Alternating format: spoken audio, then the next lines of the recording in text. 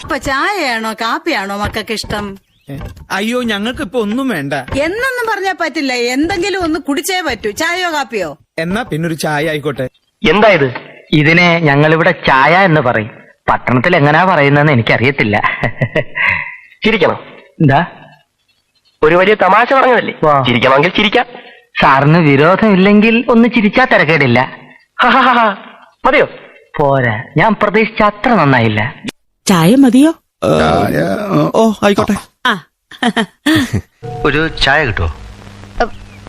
പാലില്ല. അമ്മേ പൂമുഖത്തേക്ക് 1 ബ്ലാക്ക് ടീയാ.